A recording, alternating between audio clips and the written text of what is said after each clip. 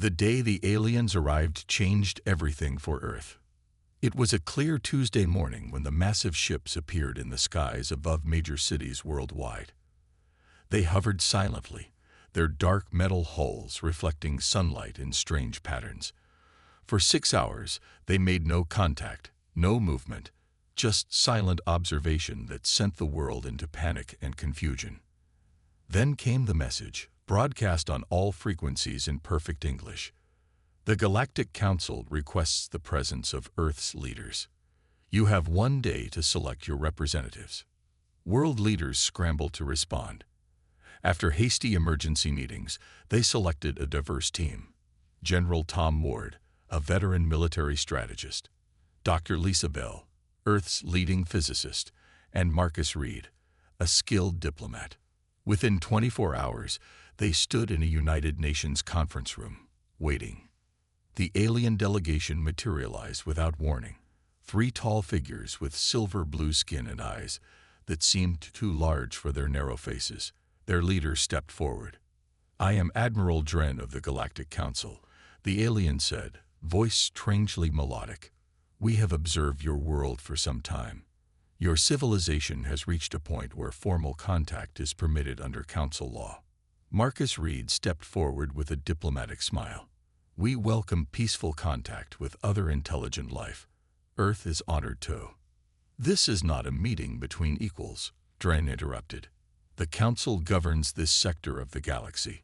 We are here to inform you of your status and obligations." The room fell silent. General Ward's face hardened. "Your species has potential," Dren continued, "but requires guidance. Earth will surrender 30% of its mineral resources annually. You will restrict your space activities to Council-approved missions. In exchange, you receive Council protection and limited access to some of our technologies." "And if we refuse?" General Ward asked quietly. Dren's large eyes blinked slowly. "Refusal is not advised. Planets that reject Council authority face consequences. The most recent example was the Taurus system. They refused. Their civilization no longer exists." Dr. Bell spoke up. "We need time to discuss these terms with our governments." "You have 48 Earth hours," Dren replied. "We will return for your answer." With that, the aliens vanished as suddenly as they had appeared. In the emergency meeting that followed, chaos erupted. "This is an ultimatum, not diplomacy," shouted one world leader. "We have no choice. You heard what happened to the Taurus system," argued another. Only General Ward remained strangely calm. When he finally spoke, the room fell silent. "What Admiral Dren doesn't know," he said slowly, "is that we've been preparing for this day for decades." He pressed a button, and a holographic display appeared showing a global defense system unlike anything publicly known. "Since the Roswell incident in 1947, Ward explained, a small international group has been developing technology based on crashed alien scout ships. We've kept it hidden, knowing this day would come." Dr. Bell nodded. "Project Artemis. I've been part of it for 15 years. The leaders stared in shock as Ward revealed Earth's secret, a planetary defense grid with weapons built using reverse-engineered alien technology. It had been hidden using the very quantum-shifting technology that made alien ships nearly invisible. "They think we're defenseless," Ward said. "They have no idea what we're capable of." Marcus Reed, the diplomat, looked troubled. "Are you suggesting we fight the entire Galactic Council?" "I'm suggesting," Ward replied, "that we negotiate from a position of strength, not weakness." As dawn broke 48 hours later, Earth's leaders had made their decision. They would appear to consider the Council's demands while secretly activating the defense grid. When Admiral Dren returned, expecting submission, he would find something very different waiting. Earth was about to shock the Galactic Council. Admiral Dren's flagship led a fleet of 20 vessels back to Earth exactly when promised. The massive ships entered Earth's atmosphere with casual confidence, their superior technology allowing them to bypass conventional detection systems. The aliens were certain of their dominance. This small blue planet would soon join the hundreds of others under Council control. Status report. Dren commanded from his control chamber. All systems nominal, Admiral. His second-in-command replied. Earth has made no defensive moves. Their military forces remain in standard positions. Dren's mouth curved in what passed for a smile among his species. As expected, prepare the submission documents. What the aliens couldn't detect was the frantic activity happening beneath Earth's seemingly calm surface. In an underground command center 50 miles below the Rocky Mountains, General Ward stood before a wall of screens showing the alien fleet's position. All stations report ready, sir, his assistant announced. Ward nodded grimly. Begin Operation Thunderclap. Across the globe, hidden facilities activated. Thousands of satellites that had appeared to be ordinary communication and weather stations suddenly transformed.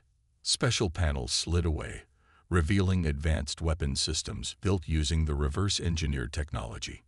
In orbit above Earth, Dren was preparing to broadcast his message of dominance when his ship's alarms suddenly blared.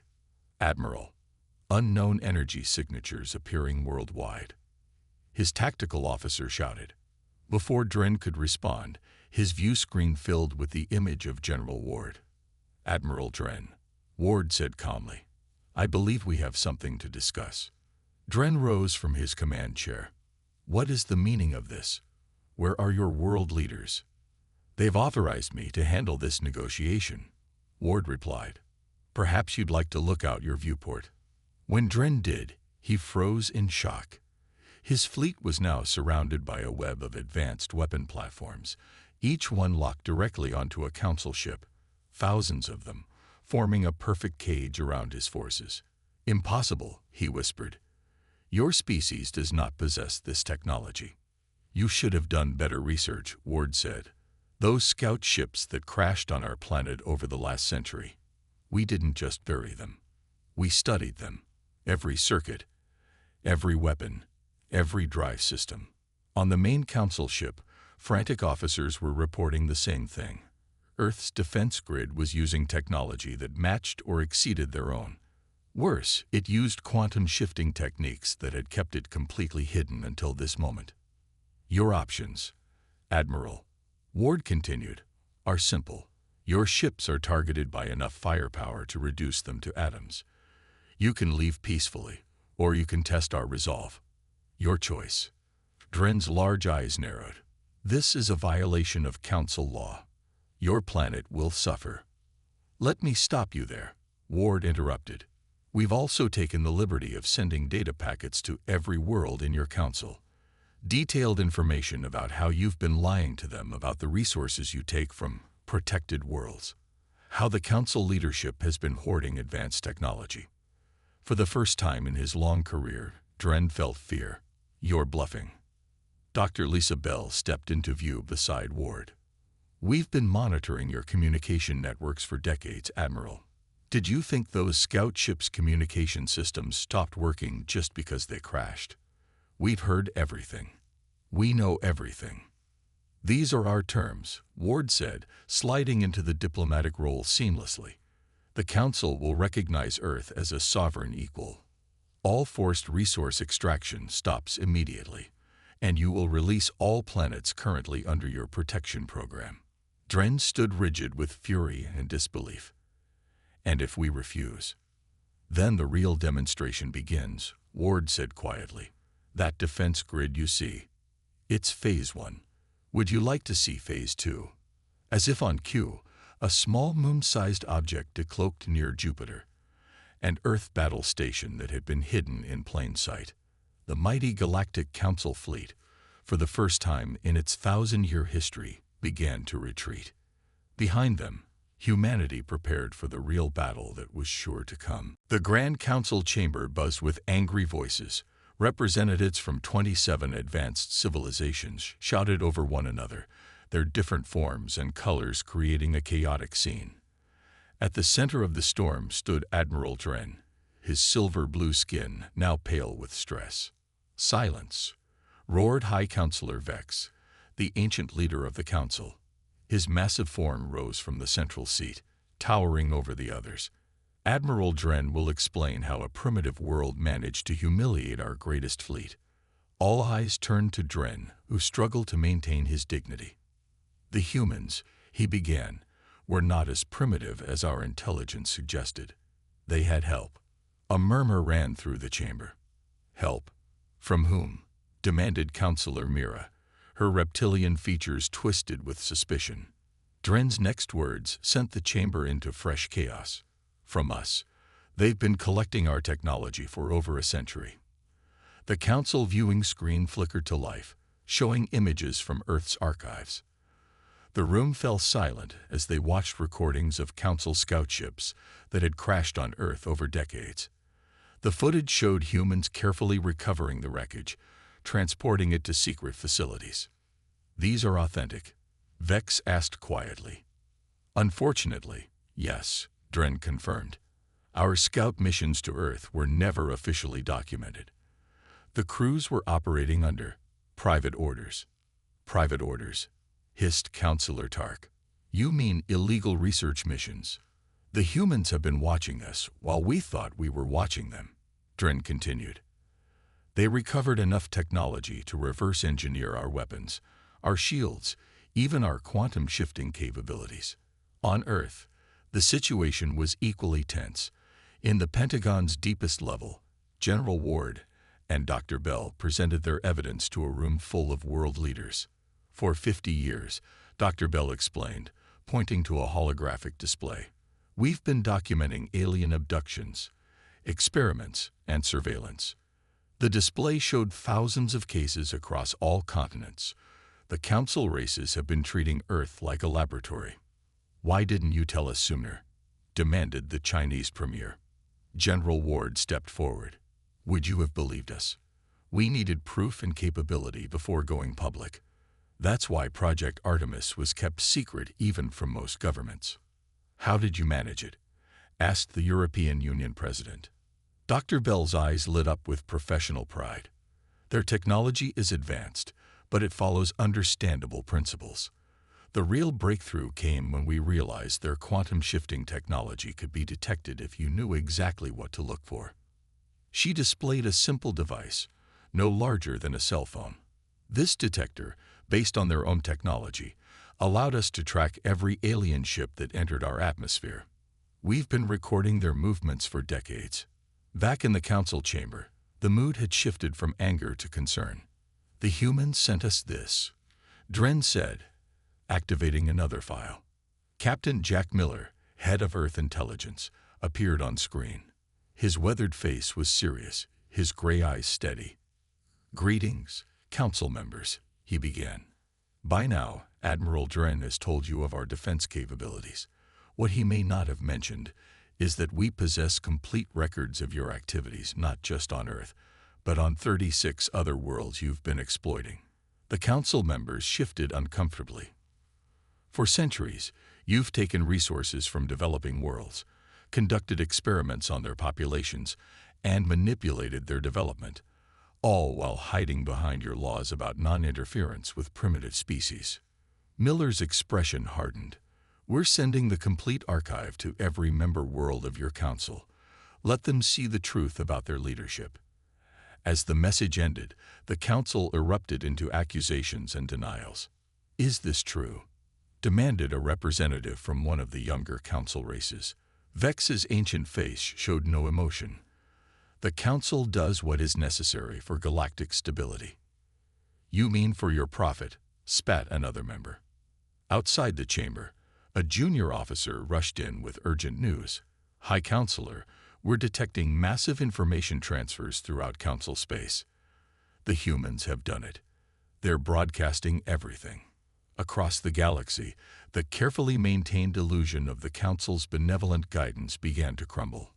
On Earth, humanity prepared for whatever came next. The blue glow from the strange communication device filled the small, secure room beneath the White House. General Ward, Dr. Bell, and 5 other top officials watched in silence as the holographic image of an alien unlike any they had seen before took shape. This being was tall and slender with pale skin that seemed to shimmer with an inner light. 4 elongated fingers rested lightly on what appeared to be a control panel. The alien's large, gentle eyes studied the humans with unmistakable intelligence. "I am Ambassador Trell of the Lissari," the being said, its voice melodic and clear. "We have been monitoring the situation between Earth and the Galactic Council with great interest." General Ward stepped forward. "How did you bypass our security protocols to make contact?" The alien made a gesture that might have been a smile. "Your defenses are impressive, but the Lissari have been observing Council activities for millennia. We know their technology. And yours, quite well." "Are you with the Council?" Dr. Bell asked cautiously. "No," Ambassador Trell replied. "The Lissari withdrew from the Council 5,000 years ago, when we recognized their true nature.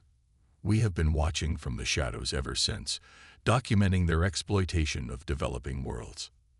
The room fell silent as the implications sank in. "Why contact us now?" asked the U.S. President. "Because in all our long observation, no species has ever stood up to the Council as effectively as humans," Trell explained. "You have created an opportunity we have been waiting for." Trell's image was replaced by a star map showing hundreds of worlds across the galaxy. "These are all planets currently under Council protection," the ambassador continued. "Most are unaware that other exploited worlds exist. The Council keeps them isolated, making each believe they are receiving special guidance." The image shifted to show detailed records of resource extraction, forced labor, and technological suppression on dozens of worlds. "The Council's power relies on keeping these civilizations weak and divided," Trell explained. "But if they were to unite..." General Ward's eyes narrowed. "You're suggesting an alliance." "Precisely. The Lissari offer Earth our technology and knowledge. In return, we ask that you help us contact these other worlds. Together, we can break the Council's grip on the galaxy." 3 days later, on the far side of the moon, a historic meeting took place. Earth's new spaceship, Defiance, docked with the Lissari vessel Star Whisperer. Inside, human leaders met with representatives of 7 other species, all victims of Council exploitation who had been secretly contacted by the Lissari. "My people have been mining tritium for the Council for 3 centuries, growled Karn, a stocky being with thick gray skin. "They told us it was our sacred duty to the galaxy." "The Vindi were told the same about our atmospheric compounds," added another representative. "We believed we were the only species helping the Great Council." Ambassador Trell stood at the center of the gathering. "The Council's power has always depended on isolation and misinformation, each world thinking it stands alone." Dr. Bell activated Earth's presentation. "We've compiled evidence from all our combined sources. The Council has been systematically exploiting over 300 worlds, taking resources while deliberately slowing technological development." The gathered representatives watched in growing anger as the full scope of the Council's deception became clear. "What do you propose?" asked Tala, a representative from a water world named Aquas. General Ward stepped forward. "A new alliance, equal partnership between all our worlds, shared technology, fair trade, mutual defense. The Council's fleet is still powerful," warned Karn. "But divided and scattered across the galaxy," Ward pointed out. "They maintain control through fear and deception, not through direct strength." For the first time, Ambassador Trell revealed something like emotion. "For 5,000 years, the Lissari have watched and waited. We believe this moment, this alliance, is our best hope for a just galaxy." As the meeting concluded, representatives from 8 worlds placed their hands on a central table, a symbolic gesture of their new bond. On Earth, production of defense systems accelerated. Across the galaxy, secret messages spread from world to world. The Council's days of unchallenged rule were numbered. The Grand Council chamber had never witnessed such chaos. Ancient alliances collapsed as accusations flew between species that had cooperated for millennia. At the center of the storm stood High Counselor Vex, his massive form seeming to shrink under the weight of the revelations. "Order. I demand order," Vex shouted, But his voice no longer carried the authority it once did. Counselor Mira, her scales flashing with anger, pointed a clawed finger at him. You told the Meridians they were the only ones providing biosamples. Meanwhile, you harvested the same materials from my people at 10 times the rate. The resource allocations were necessary for, Vex began. For your private wealth, interrupted Counselor Tark, slamming his fist on the table. We've seen the records. The oldest council races have been hoarding technology, while claiming shortages to the rest of us. On the massive view screens surrounding the chamber, evidence continued to stream in from across the galaxy. Hundreds of worlds, previously isolated from one another, were now sharing their experiences under council rule. The carefully maintained system of exploitation was exposed for all to see. This is human manipulation, declared Dren desperately. They'd falsified these records. An elderly member of the Meridian delegation rose slowly to her feet. The chamber quieted. The Meridians were among the founding races of the council, and Elder Jonah was their most respected voice. I have served on this council for 300 years, she said, her voice soft but clear. In that time, I believed we were guiding younger species toward enlightenment. These records prove otherwise. She turned to face Vex directly. The evidence is not falsified. The quantum signatures are authentic. We have been complicit in a system of exploitation that violates our most sacred principles. One by one, representatives from the older, more established races stood in agreement. The Meridians, the Vox, the Tellurites, founding members all formally withdrew their support from the current council leadership. Admiral Weston, leading Earth's delegation, watched from the observer's gallery. Beside him, Ambassador Trell of the Lizari maintained a calm exterior, but the slight glow of their skin betrayed their excitement. It's working better than we hoped, Weston whispered. Trell nodded slightly. The oldest races have long suspected abuses, but lacked proof. Your human capacity for detailed record-keeping provided what we needed. Below them, the council continued to fracture. Half the chamber had emptied as delegations withdrew in protest. Those remaining split into factions, the hardliners surrounding Vex and Dren, and a reform group gathering around Elder Jonah. The council is finished in its current form, Trell observed. What happens now? Asked Weston. Now comes the dangerous part. As if on cue, alarms sounded throughout the council station. A junior officer burst into the chamber. High Counselor, our outer defense perimeter is detecting multiple fleet movements. The main screen switched to a tactical display. Dozens of ships from different council worlds were breaking formation, repositioning into defensive clusters around their home systems. The Meridian fleet has just withdrawn from the third quadrant, reported another officer. The Vox battle group is leaving their patrol sector. Vex's face darkened with rage. This is mutiny. Order all loyal ships to prevent these departures. On Earth, General Ward received the urgent transmission from Weston. The Council's military structure is collapsing, Weston reported. Ships are choosing sides. Most are returning to defend their home systems, but Vex has managed to keep control of about 30% of the fleet. Ward nodded grimly. Have our observers pulled back to safe distance? Yes, sir. The Lizari are providing cover, but we're picking up concerning chatter from Vex's loyal commanders. What kind of chatter? Weston's face was grim. They're talking about making an example, punishing the species responsible for the Council's collapse. Earth, Ward said quietly. Yes, sir. Intelligence suggests they're planning a direct assault on our solar system. Ward turned to his staff. Alert all defense stations. Recall all ships to the home system. And contact our allies.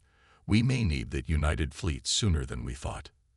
Across the galaxy, the balance of power was shifting, and Earth now stood at the center of a coming storm. High Commander Krell stood on the bridge of the Devastator, the largest warship in what remained of the Council fleet. Through the viewing portal, he watched as 27 battle cruisers assembled in tight formation. His thin lips curled into a smile that contained no warmth. All ships report ready for jump, Commander, his first officer announced. The Council has existed for 10,000 years, Krell said quietly. I will not allow it to fall because of one primitive world that got lucky. He turned to address the officers on his bridge. Our mission is simple. We will strike Earth with overwhelming force. We will destroy their defense grid, eliminate their leadership, and make such an example of them that no world will dare challenge Council authority again. The officers nodded in grim agreement. The few who privately harbored doubts kept silent. Krell was not known for his tolerance of dissent. Begin the jump sequence, Krell ordered. Set coordinates for the edge of Earth's solar system. On Earth, warning systems blared in the underground command center. General Ward rushed in, still buttoning his uniform jacket. The night shift officers were gathered around the main display, faces tense. Status report, Ward demanded. Long-range sensors just detected a massive energy surge at the edge of the system, reported Colonel James. Jump signatures matching Council technology. Big ones.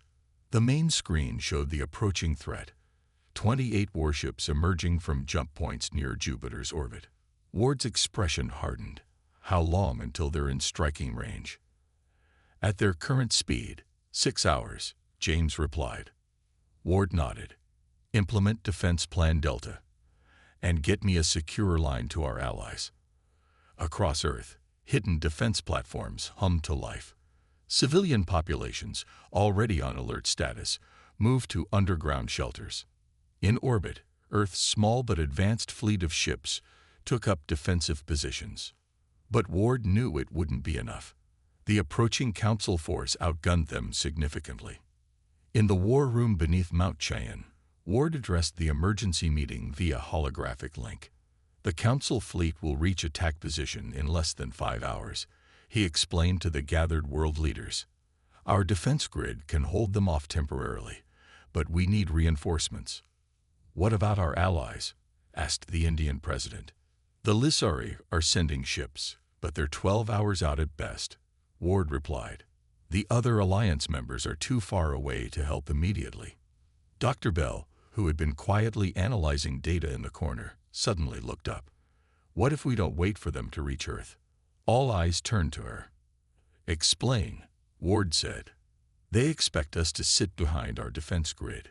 Bell continued, excitement growing in her voice. But what if we take the fight to them? She quickly outlined her plan. It was risky, unconventional, and their only real chance. 3 hours later, as Krell's fleet passed the orbit of Mars, their sensors detected no movement from Earth. They're cowering behind their defense grid, Krell told his officers with satisfaction. Prepare main batteries for the initial strike. Suddenly, alarms blared across the flagship. Multiple jump signatures directly ahead, shouted the tactical officer. Before Krell could respond, space itself seemed to tear open before his fleet. 5 Earth carriers emerged from quantum jumps, impossibly close. Impossible, Krell sputtered. Their jump technology isn't that precise. But what happened next shocked him even more. From each carrier poured hundreds of small craft, not conventional fighters, but autonomous combat drones operating as a coordinated swarm. Evasive action, Krell ordered, but it was too late. The drone swarms enveloped his ships like angry insects, targeting weapons systems, engines, and command centers with surgical precision. Unlike traditional weapons, these AI-driven drones adapted their tactics in real time, overwhelming the Council ship's defenses. On the bridge of Earth's lead carrier, General Ward watched the battle unfold. Tell all units to focus on disabling, not destroying, he ordered. We want prisoners, not martyrs. Within 2 hours, the mighty Council attack force was largely neutralized. 19 ships were disabled completely, 7 damaged beyond fighting capability. Only Krell's flagship and 1 other vessel remained combat effective, and they were now retreating at maximum speed. Should we pursue? Asked Ward's second-in-command. Ward shook his head. No, let them go back and report what happened here. Let the whole galaxy know that Earth is not to be threatened. As the disabled council ships were surrounded by Earth vessels, Ward allowed himself a small smile. "And make sure our guests are treated according to all proper diplomatic protocols. After all, we're the civilized ones." Geneva sparkled under a clear summer sky as delegates from 200 worlds gathered in the specially constructed Great Assembly Hall. The massive dome, built in just 3 months using combined Earth and alien technology, gleamed with a pearlescent finish that changed colors with the angle of sunlight. Inside, the hall buzzed with activity. Representatives from planets that had never known of each other's existence now mingled freely, exchanging stories of council oppression and hopes for the future. Some appeared nearly human, while others used environmental suits to survive Earth's atmosphere. Translation devices allowed for seamless communication across thousands of languages.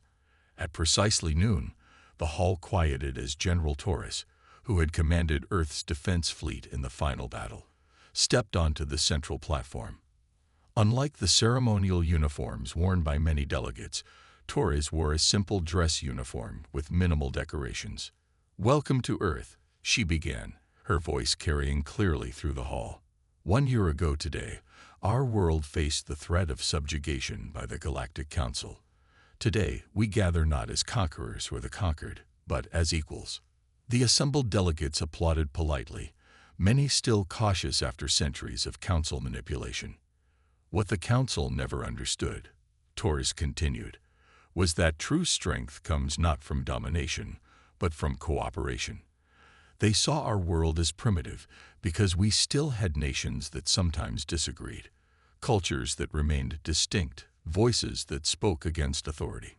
She gestured toward the Earth delegates, a diverse group representing every continent.